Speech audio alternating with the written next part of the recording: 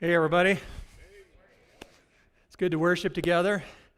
Never been so happy to see snow. We're just praying it'll dump on those fires today and tomorrow.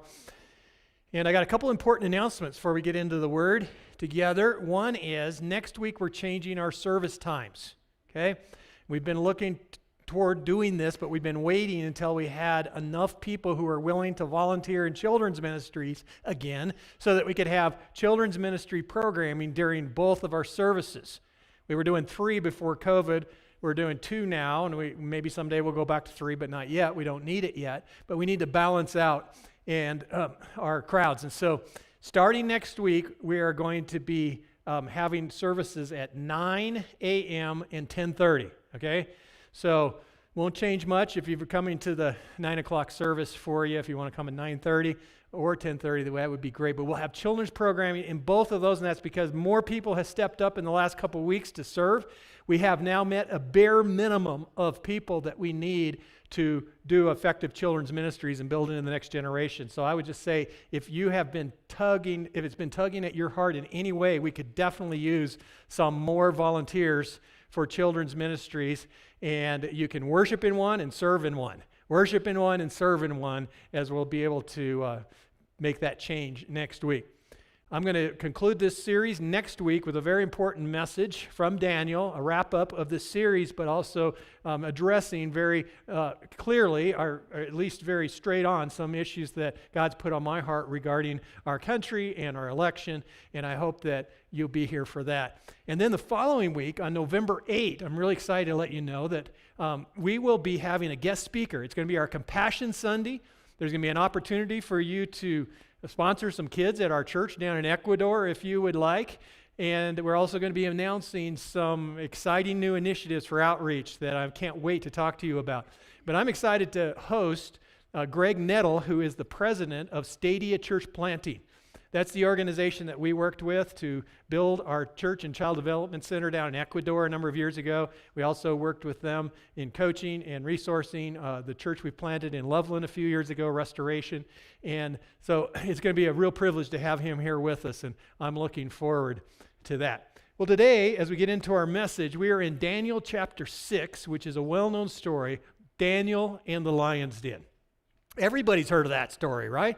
If you were a kid and you were growing up in church, that was one of the top stories. I mean, you got Adam and Eve, and you got Noah in the flood, and you got Jonah in the well, and you got David and Goliath. And every kid knows a story of Daniel in the lion's den. I think sometimes we might romanticize it a little bit, and we think, oh, that was fun for Daniel. He was down there with some tame, big pussycats who just were purring and rubbing against his legs. I don't know what was going on in there, but that was terrifying to get dropped into a den full of lions. Think about lions, man. They are intense. I don't know how many of you saw that video that went viral a couple weeks ago of a guy out in Utah. He's hiking, and he comes across some baby mountain lions, and instead of turning around and hoofing it out of there, he pulls out his phone and turns his video camera on. And then comes Mama, and he's backing up. There's a picture of her. There's a still shot from his video, and several times she charged him, and I didn't know they do this thing with their paws, like, whoa, I'm bigger than you think. But he was terrified. In fact, if you watch that video, just know if you turn the volume on, you're going to hear a lot of profanity and screaming. So 6 minutes, he's backing up, finally picks up a rock and throws it at it, the thing took off. I wouldn't want to encounter that angry mama. But you know what? That's not the most terrifying lion on the planet, as scary as they are. Look at this next picture. The African lion, king of the jungle, on the left. The Asiatic lion on the right, which is probably more like the lions that Daniel faced, because these lions are from the area of Persia, Iraq, Iran, and on into Asia. And either one of them, I wouldn't want to be spending the night with a whole pack of them. How about you? But Daniel was willing to go into the lion's den because of his faith in God and his desire to be obedient to God no matter what the cost. And this is an inspiring story. We're going to find it in Daniel chapter 6. Just a little bit of a review. Last week we looked at chapter 5 and we saw a change of government. The kingdom of Babylon gave way to the kingdom of the Medo-Persia Empire. On that last night, of Babylon, of the Babylonian kingdom, on the last night, Daniel interpreted the handwriting on the wall, which was a statement of judgment by God to the king of Babylon and to the people of Babylon who were in defiance against God. And since Daniel interpreted it, he was given the honor of the third highest in the government, and he was promoted, but it didn't mean anything because that night Babylon fell, and the king, it says in chapter 5, verse 30, Belshazzar, the king of the Babylonians, was slain. And Darius the Mede took over the kingdom at the age of 62. A couple questions before we get into the story. Who is this Darius, or Darius as some pronounce his name? We don't know for sure. But it appears that the real leader was Cyrus, who was a well-known king in history and in the scriptures, who was the Persian. But the Medes and the Persians joined together, and apparently King Cyrus set Darius as the king, like a co-king, an under-king, in the city of Babylon. And when you get to the end of chapter 6, verse 28, it mentions both. It says, Daniel prospered during the reign of Darius and the reign of Cyrus the Persian. We'll come back to Cyrus next week because it's a very interesting story. And I'm going to talk to you about how both Donald Trump and Joe Biden might have some things in common with Cyrus. We'll get into that next week. Now, how does Daniel make it to the top of an entirely new government? Because when we come into chapter 6, verse 1 and 2, it says that this new king, whole new empire, Darius appoints 120 governors and then 3 administrators over them. So these top 3 cabinet members of the new king in the new government include Daniel. He's one of them. Daniel is one of the top 3 leaders of this brand new government. How does that happen? You would think that when Babylon falls and the king gets executed, that the guy who just got promoted to third highest ruler in the kingdom would also get executed, not promoted into the new government. I mean, that just doesn't happen. But God's favor, we've seen this from chapter 1, God's favor was on Daniel. All these years, he's probably getting close to 90 now. He's been there 70 years during this captivity, and he's still faithful to the Lord, and the Lord is still blessing him. This is such an inspiring story. Let's pick it up in chapter 6, verse 3 and onward. It says, Now Daniel so distinguished himself among the administrators and the satraps, that's another word for governors, by his exceptional qualities, that the king planned to set him over the whole kingdom. At this, the administrators and the satraps tried to find grounds for charges against Daniel in his conduct of government affairs, but they were unable to do so. They could find no corruption in him because he was trustworthy and neither corrupt nor negligent. Then it says, finally, these men said, We will never find any basis for charges against this man Daniel unless it has something to do with the law of his God. Now, Daniel, who had been in a high-level government position in the previous administration, the previous empire, is now promoted, again, within a pagan political society. But I want you to notice 4 qualities that we see in these verses because they are noteworthy. First, we notice he was a man of character. Verse 4 says he could find no corruption in him, and they tried. I've often thought, I will never run for a political office because I don't want all the foolishness of my teenagers to come out in the news, of my teenager years to come out in the news because they dig and they get the dirt, don't they? Well, there wasn't any dirt on Daniel. They tried, but he was a man of character. And character is the number one quality that we should be looking for in our leaders. Wouldn't you agree with me? We want to find leaders to follow who are people of character, and that's what God's looking for in leaders as well. Secondly, Daniel was trustworthy. Verse 4 says that. He was honest. He was a man of his word. He was dependable. I don't know about you, but if you've been watching political debates, if you've been listening to political ads, it's so hard to know what's true, what to believe, because the fact checkers, they say this was all lies, but who's checking the fact checkers? I mean, it's hard to know what's true, but we want leaders who are trustworthy. That's who we want to follow. Number 3, he was diligent. Verse 4 says, he was neither corrupt nor negligent. He was a hard worker. He was disciplined. He was focused. He was responsible. He knew how to get the job done. You could count on him. And then number 4, he was effective. Verse 3 says, he so distinguished himself by his exceptional qualities. Literally, you could translate it from the Greek, from the Hebrew.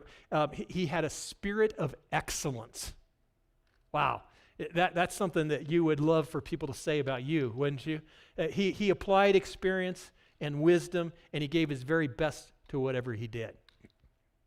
Wouldn't it be wonderful if we could find more leaders, especially in politics, that are like that? That's what Daniel was. He was a political leader as well as a man of God. And Daniel's opponents could not find anything to criticize about his character. Wow, that's inspiring. And so what did they do? They shifted and attacked his faith.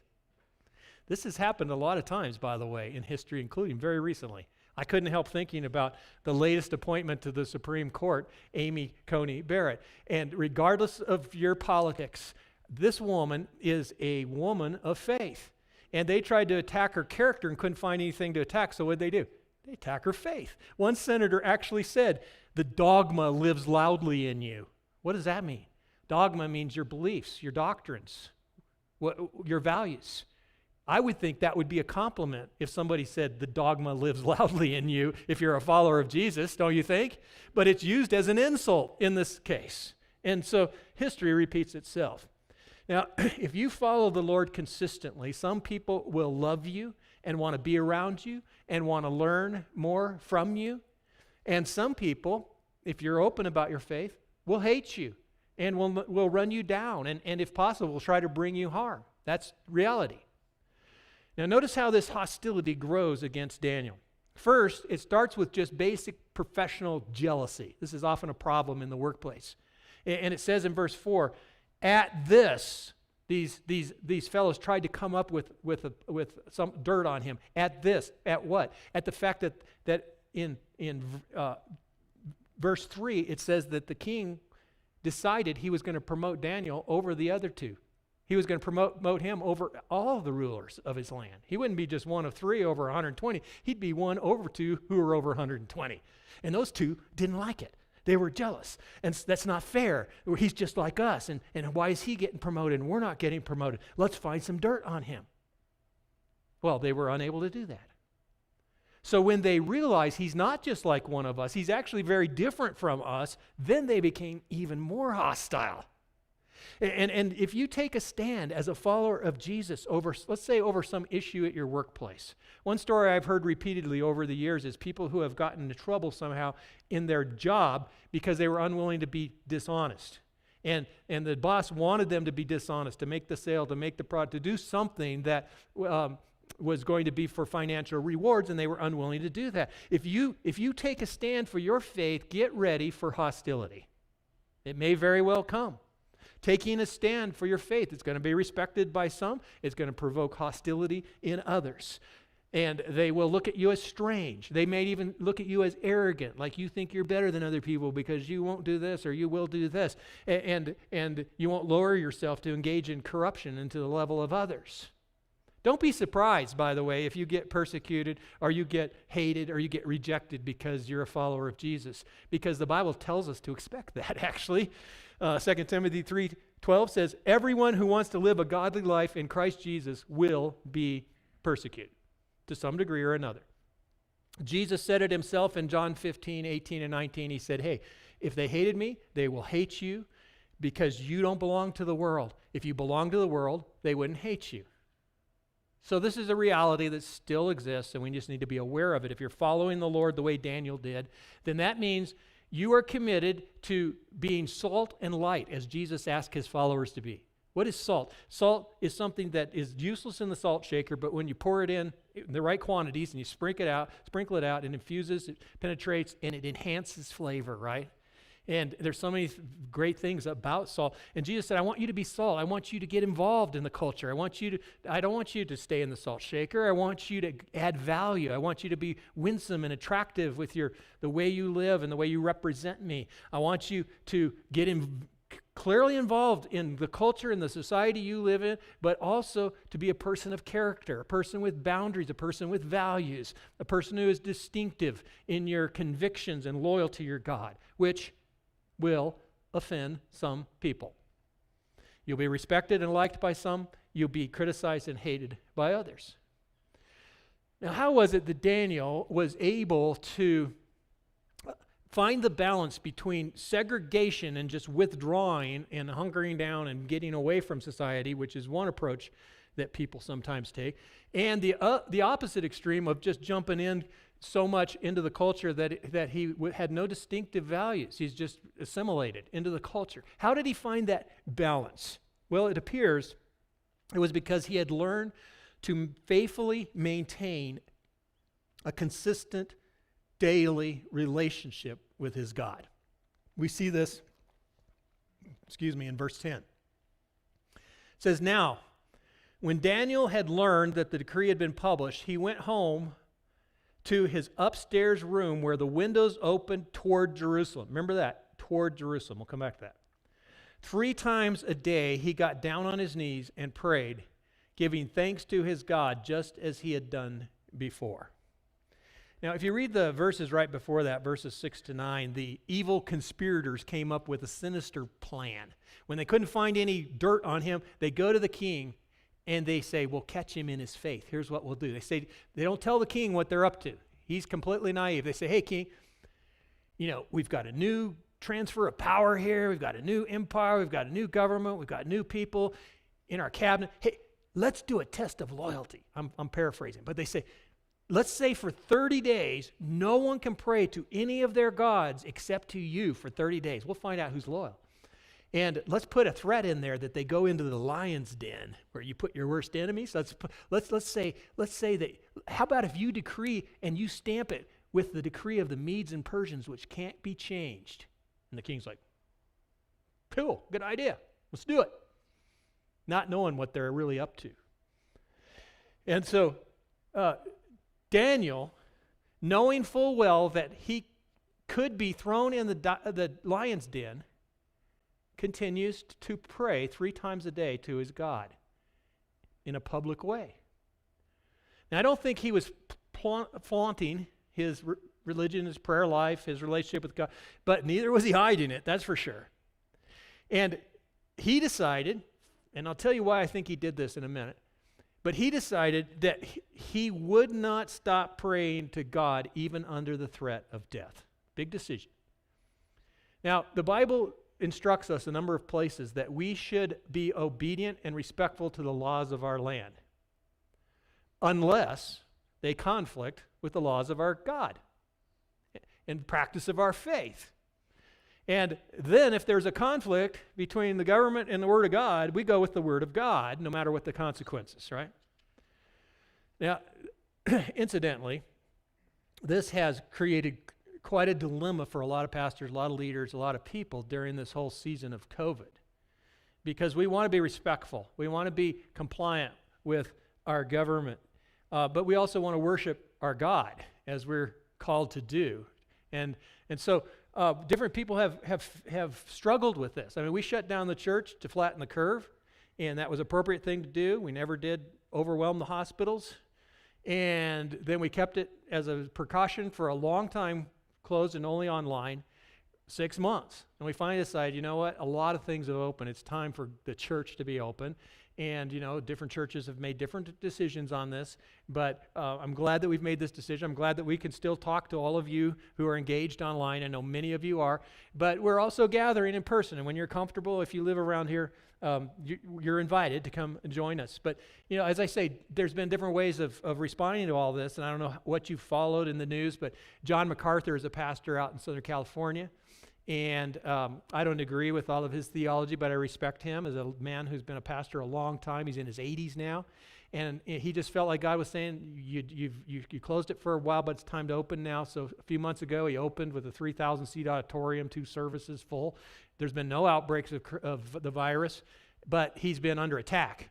And he's been threatened with all kinds of fines. And finally they say, you know what, we're thinking about putting you in jail for 6 months.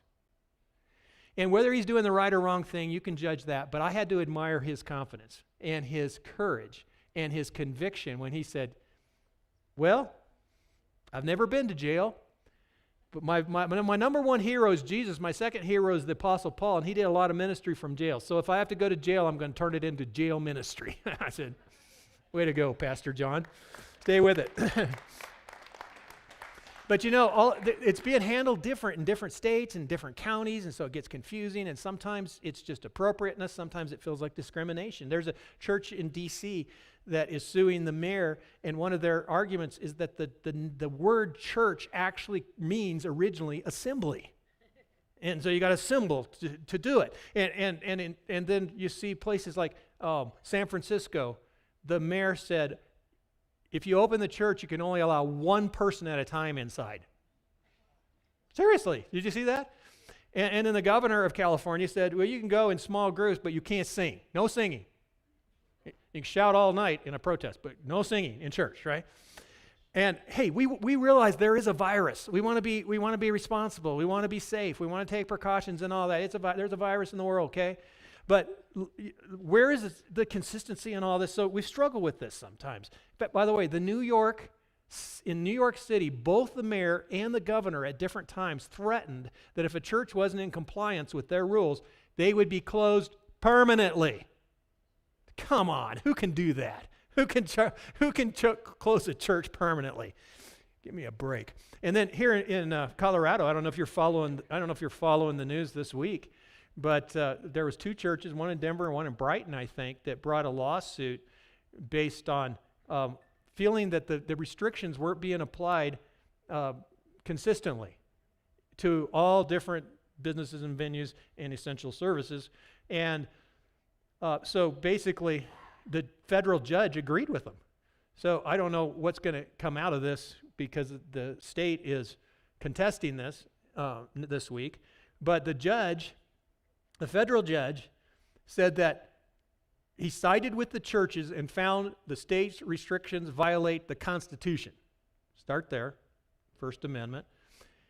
And then the judge said that while the state may have made the decisions in good faith, and I believe that, unless I see something contrary, quote, the Constitution does not allow the state to tell a congregation how large it can be when comparable secular gatherings are not so limited, or to tell a congregation that its reasons for wishing to remove facial coverings is less important than a restaurants or spas, according to court documents. The state orders, court documents said, treat houses of worship different from comparable secular institutions. Well, there comes a time, where we got to stand up and call that what it is, right? Amen? Again, I want to be a good citizen. I want to be careful. I want to be responsible. I want to be safe. But I also want to worship God together with God's people in a responsible way. And I don't know about you, but I've traveled twice. I know we got a pilot here on the front row who's done traveled a lot more than me. But I've traveled twice during this pandemic, and both times the plane didn't have an empty seat anywhere that I could see, and try to social distance on that little train that takes you out to your terminal. Man, those things are packed like cattle cars. Not to mention trying to check out at Costco and 100 other examples. You say, well, that's an essential service. Well, I think there's a lot of non-essential traveling going on, and you don't have to go to Costco's because you can have your groceries delivered to your house, and you can also have them delivered to your car at a lot of grocery stores. So come on. Anyway, sorry. I just had to do a little rant there.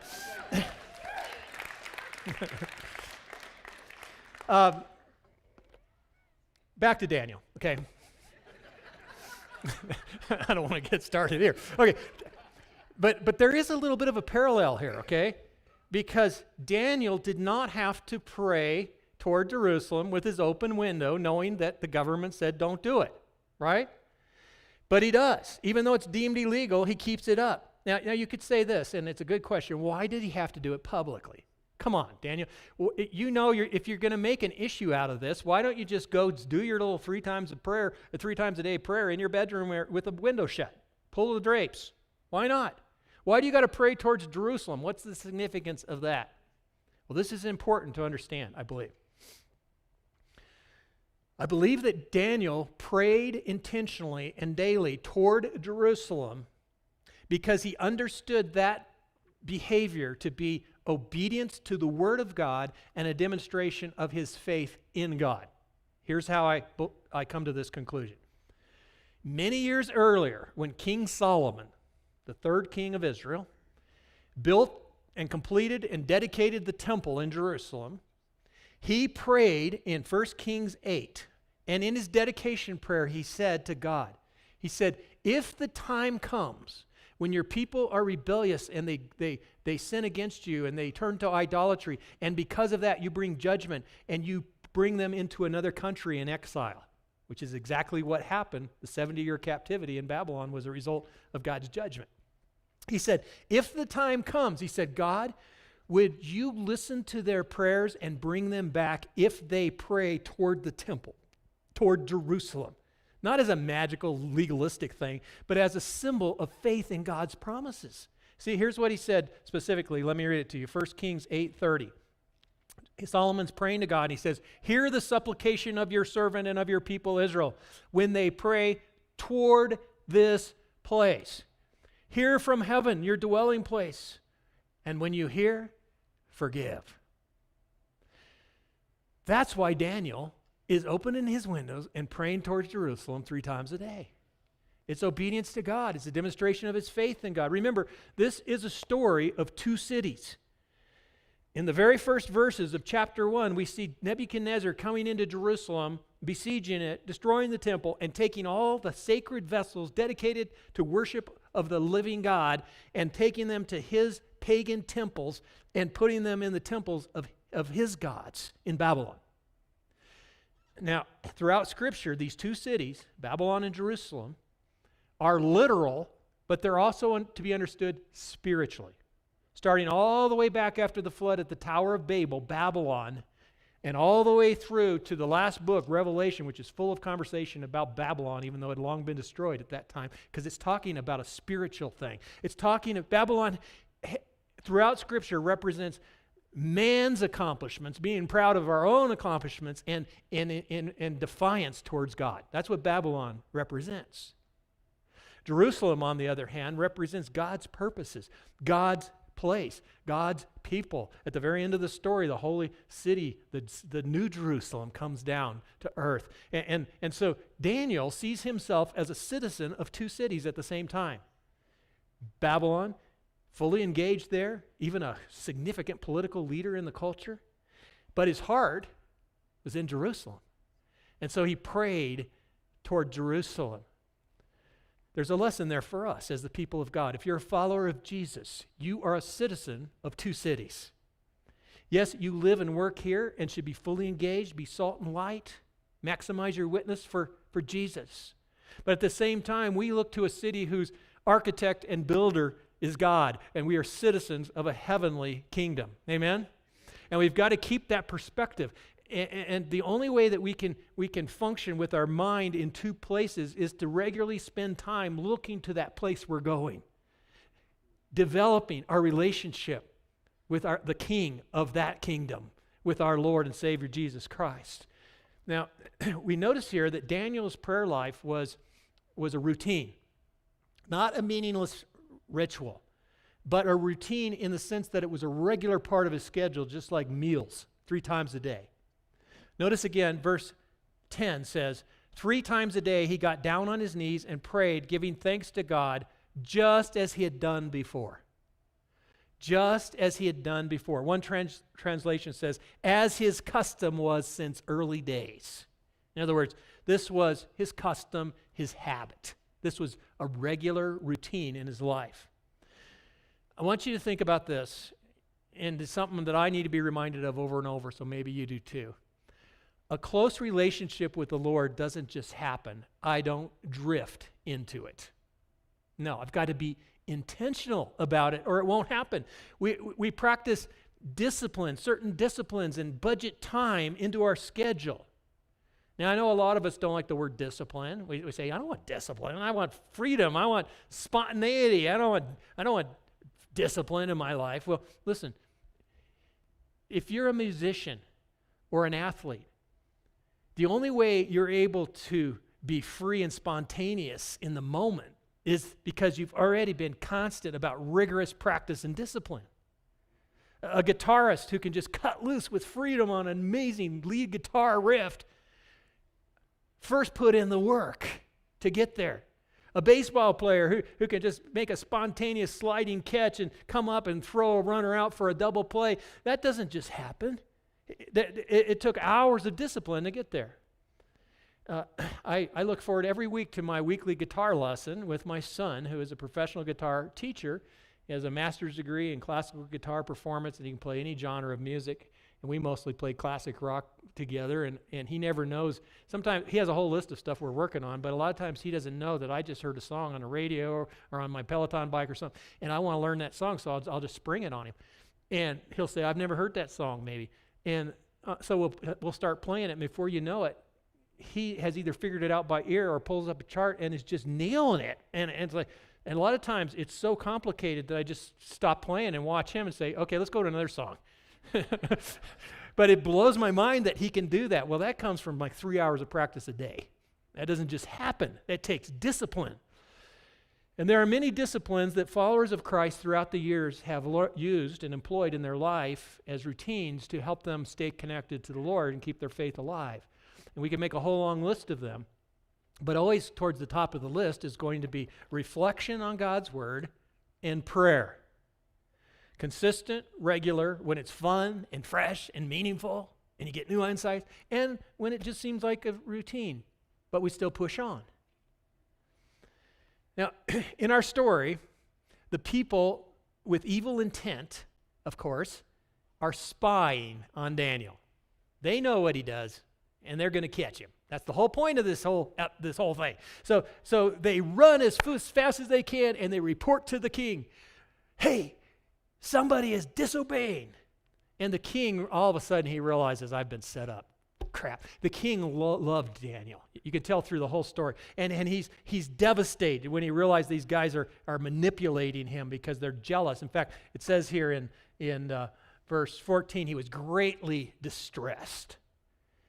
But his hands are tied because of this, the Medes and the law of the Medes and Persians was well known, and the tattletales remind the king, remember, verse 15, your majesty, that according to the law of the Medes and Persians, no decree or edict that the king issues can be changed.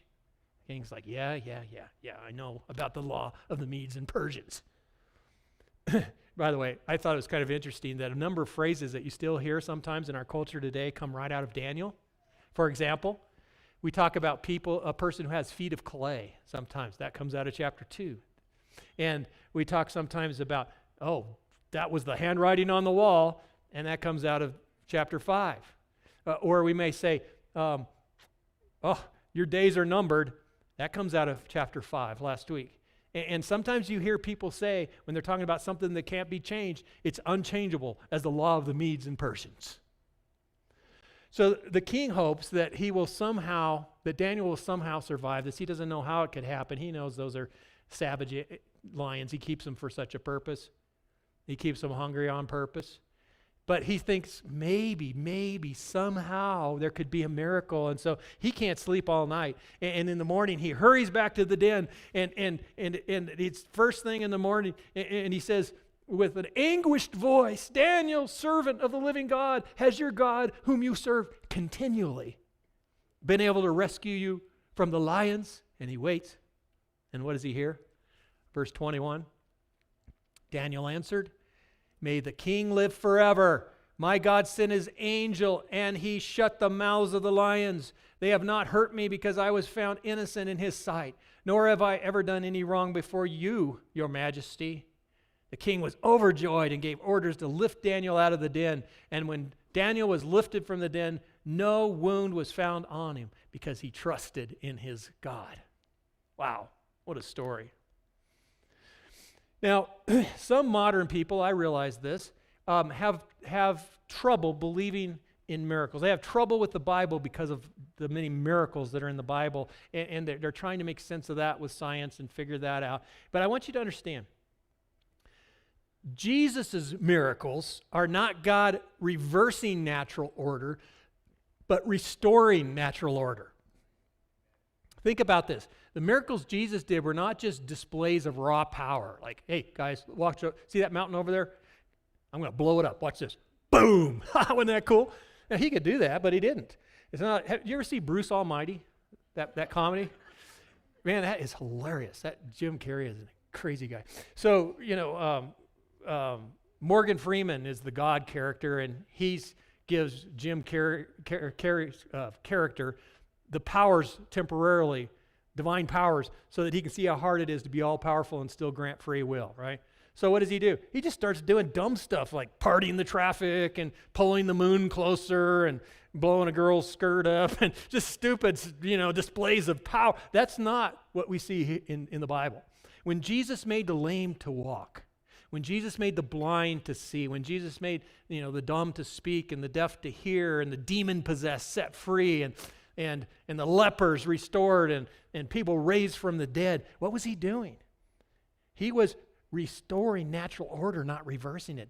He called these signs of the kingdom. These are signs that the kingdom has showed up, and they're also pointing ahead, revealing not only what the world was supposed to be like before sin, but what the world will be like when the renewal of all things happens, when God restores a new heaven and a new earth. So that's what we see happening, I think, in this miracle. The lions do not harm Daniel, and it becomes another forecast, another prophecy that will someday be fulfilled, such as this one. Isaiah 11:6 says, someday all the animals are going to get along with each other and with humans. The wolf will lie with the lamb. By the way, I don't know how many of you voted, but I just thought of this. I was surprised that one of the deals on the ballot this year, along with 21 president candidates, was restoring gray wolves to Colorado.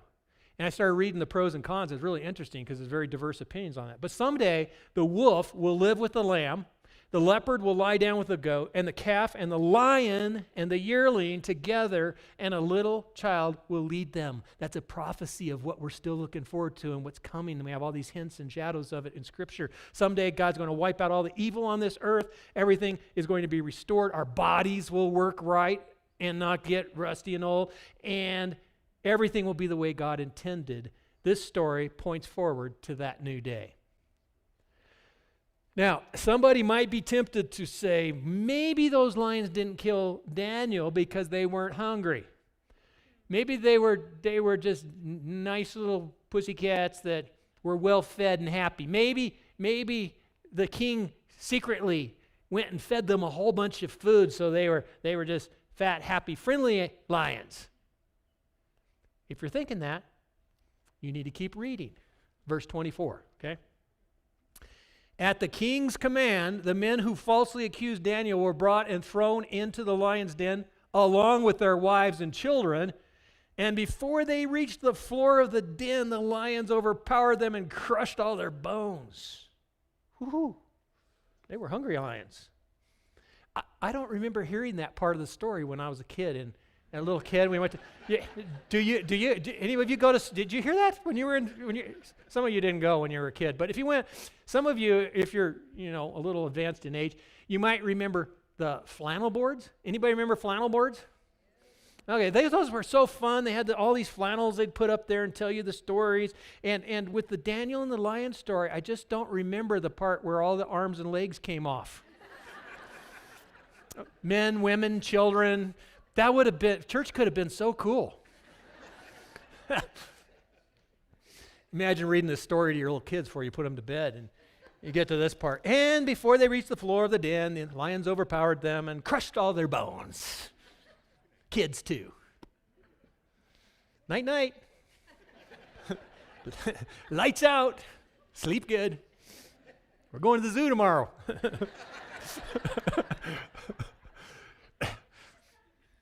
The Bible is quite graphic. I don't know if you noticed that, but it's real. And now, at the end of this story, the king issues a statement to all of his people. And we've seen this pattern before with the Babylonian kings, but it's beautiful. He says in verse 26, I issue a decree that in every part of my kingdom people must fear and reverence the God of Daniel. For he is the living God, and he endures forever. His kingdom will not be destroyed, and his dominion will never end. Wow. Once again, a pagan king declares the sovereignty of God, that he endures forever, that his kingdom will never be destroyed. Listen, the message on every page of this story of Daniel is that despite current appearances, God is still in control. And that is still a lesson today. Amen? Trials and tribulations come, but God will be with his people and his purposes will prevail. Now, I want you to notice this. God did not keep Daniel from the lion's den, even though he could have done that. He could have saved him before he had to face the horror of that dark and terrifying cave, but he didn't. Just like he could have saved Daniel's 3 friends back in chapter 3 before they felt the intensity of the heat and were thrown into that burning furnace. But he didn't. Why? Well, I think he was trying to teach you and me an important lesson. And that is that he will not always keep us from fire in this broken world of sin. He will not always keep us from the lion's den. He promised there will be tribulation in this world, but he also promised that he will be with us in our trouble. He will be with us in our trouble. Amen? And when Daniel answers the king, he says, God sent his angel. Not just an angel, but his angel. Maybe it's the angel of the Lord. Occasionally Jesus is referred to that. Maybe it's the one who was like the sons of one of the sons of God that Nebuchadnezzar sees in the fire, a 4th person in the fire with Daniel and 3 friends. Maybe it's one of these periodic pre-incarnate appearances of Jesus himself. I like to think so. God did not leave Daniel in that lion's den by himself. So the real lesson is not that he got delivered without a scratch, but that God was with him throughout his trial. And I believe Daniel had the same attitude as his 3 friends expressed back in chapter 3 when they said, "My God is able to deliver us, and he will. But even if he doesn't, we will not disobey him. We will still trust him." Now, many Christians were eaten by lions. Years later, there were Christians who were thrown to the lions in front of spectators in the Roman Colosseum and were torn apart. And it was all because they would not offer a pinch of incense and say Caesar is Lord, because their only declaration was Jesus is Lord. And so they were not delivered without a scratch. In fact, they were torn to pieces. But even though that outcome was different, even through that trial, God was there with them, giving them strength, giving them courage, giving them peace. And some of them died singing hymns to God, and they received a great reward. Now, this story of Daniel's rescue has often been used over history, especially in the early church. It's been used as art on the walls of the catacombs and in fresco in early churches. I could show you some examples. It was used to illustrate the resurrection from the dead. Here's a picture, an example that's in a catacomb in Rome. It's artwork about Daniel and the lion's dens. So you say, how does that illustrate the revelation, the resurrection? Well, let me show you one last verse. Daniel 6, verse 17, we see a forecast of the resurrection of Jesus. It says this: "A stone was brought and placed over the mouth of the den, and the king sealed it with his own signet ring and with the rings of his nobles, so that Daniel's situation might not be changed." You see the imagery there? You see the forecast? You see the prophecy even in that? The imagery is about Jesus who was in a tomb with a stone and a seal on it. Listen, if you don't hear anything else, I hope you'll listen to this and apply it to your life. The way to face the lion's den with confidence is to believe the gospel. Now, let me explain what I mean. Because some people, when they hear the word gospel, the good news about Jesus, you think that's for non-believers so they can get saved. Well, it is. But it's more than that. It's for believers so that they can understand their identity, build their faith, and have confidence in any situation. You need the gospel as long as you're a believer, not just to get saved. And it's only when you recognize that Jesus went into the ultimate lion's den for you that you can have confidence that he'll be with you in your little lion's den. Now, I don't know if you've ever seen this, but before we stand and worship from our hearts, I want you to hear this. Psalm 22 is often called the Psalm of the Cross. Why is that? Because it's filled with detailed prophecy that was fulfilled when Jesus went to Calvary's cross.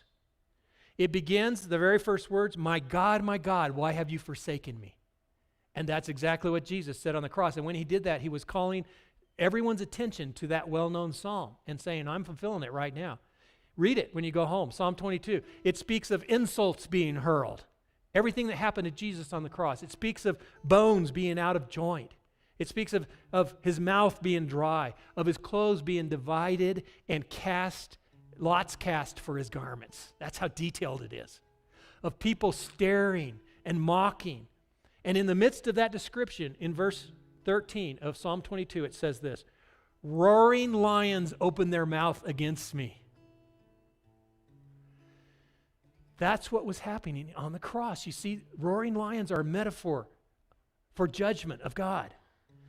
Jesus went into the ultimate lion's den for you, the one who was thrown in a pit, sealed by a rock, experienced darkness and despair, the roar of God's judgment, and he came out victorious for you and for me.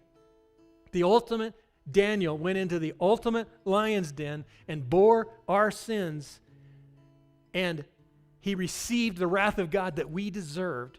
He was ruined and torn by it.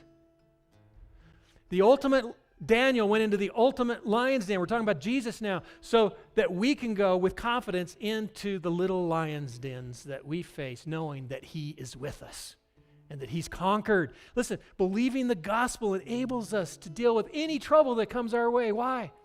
Because Jesus already dealt with it, and he was victorious. I can face disease because Jesus took the ultimate disease, the ultimate virus of sin on him. I'm not worried about that virus. Yeah, I want to be responsible. I don't want to get sick. I want to live a long, healthy life. But whatever, I really believe what the Bible says when it says to live as Christ, to die as gain. So I'm good either way. I can face disease because Jesus faced the ultimate disease. I can deal with debt because Jesus paid the ultimate debt. I can deal with loneliness because Jesus experienced the ultimate abandonment on the cross, thrown on there, feeling cut off from God and rejected.